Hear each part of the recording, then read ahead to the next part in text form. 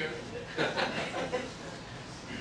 Well, it is a true honor to be here to share some reflections today on the part of my wife, Aki, who is Terry's sister-in-law, and myself, David Mazzini. At Nana's memorial service in June, which was right here in this room, Ryan Jackson observed that when a person passes away, so too does a great wealth of knowledge and memories, a lifetime of unique and inimitable experiences. That this must be so in Terry's tragically early passing is most abundantly clear, where Terry exemplified a quality of life, experience, and wisdom that any of us would do well to aspire to. At no time was this more apparent than during his trials this past summer, when with the ceaseless support of Kathy, Cyan, and an extensive community of friends and family, he undertook a drastic change in diet, conducted endless research on his illness, contemplated with equanimity his readiness to meet the end, if he must, rendered a generously philosophical judgment on the medical community to which he entrusted his fate, and in so doing, did his utmost to undertake his ordeal with dignity and grace. Far from retreating into himself these past weeks, Terry was happy to discuss his illness with others, sometimes in mind-numbing technical terms. And while we know he drew comfort from his community of family and friends with ready ears, it was this forthrightness, so typical of Terry, that at the same time helped to put us all at our ease. However worried we might have been for the outcome of his ordeal, Terry was true to himself to the very end. He will be sorely missed, and he will be remembered with love as a brother-in-law, friend, and mentor of the highest quality.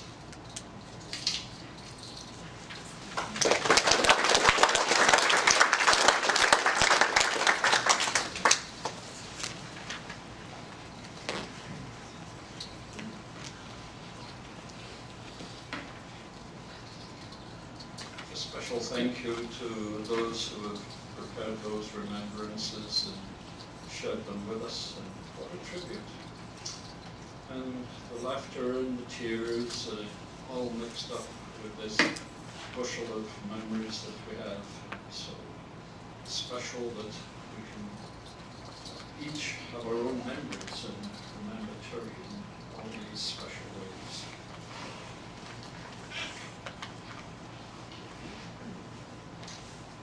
One of the traditional pieces used at times like this, it's what we know as the 23rd Psalm, or the Shepherd Psalm. And as I read these words, if you're inclined to join in whatever version or translation you know, I hope you'll feel free to do that. The Lord is my shepherd, I shall not want. He maketh me to lie down in green pastures. He leadeth me beside the still waters. He restoreth my soul. He leadeth me in the paths of righteousness for his own name's sake.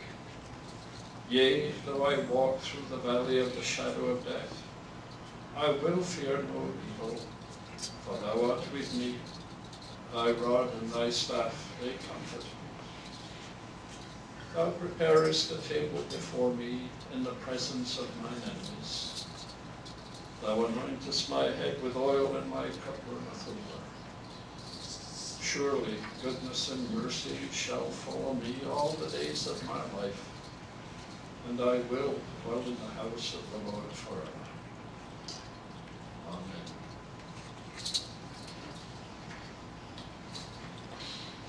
And an appropriate closure, some words of closure, comes from the writings of Chief Dan George. So hear these words.